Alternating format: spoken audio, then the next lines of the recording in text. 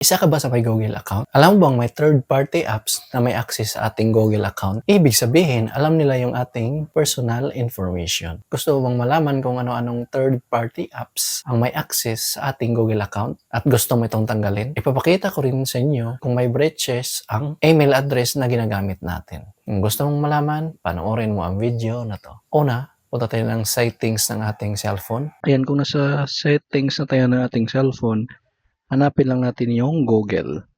Scroll up ko lang. Once na makita na yung Google, pindutin lang to. Then, pindutin itong manage your Google account. Then, swipe left. Pindutin itong security. Then, scroll up. Ayan, then hanapin nyo yung your connection to third-party apps and services. Then, pinutin lang tong say all connections. Ayan, so dito mo makikita lahat ng third-party apps na may access sa iyong Google account. Kung sa tingin mo may apps na kaduda-duda, ang kailangan mo lang ay i-remove. So, halimbawa, itong i-remove ko tong template.net.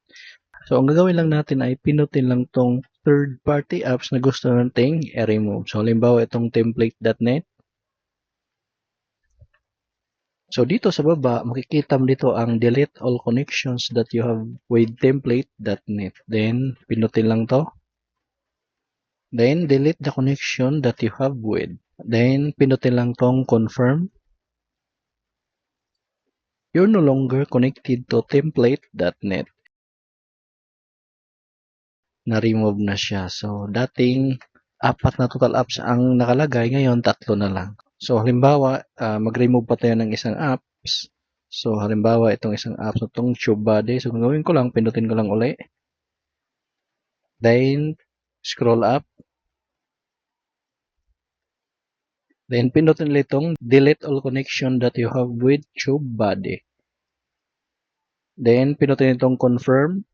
Okay, you're no longer connected to TubeBuddy. And close lang natin.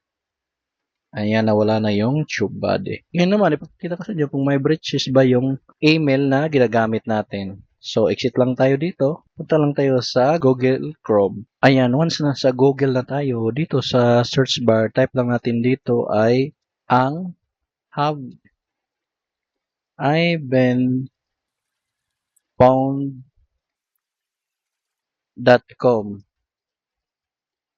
Then search.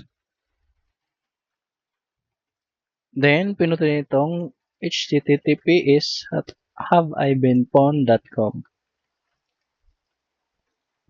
Ayan, din dito natin i-enter yung email address natin na gusto nating malaman kung may breach. So, enter ko lang yung email address ko. Then, pagkatapos ma-enter yung email address, pinutin lang tong found. So, nakalagay dito, good news, no pawnage found, no breach account, and no pest. So, kung nakalagay sa inyo dito ay may breach, ang gagawin nyo lang ay palitan nyo yung password ng email address nyo or Google account.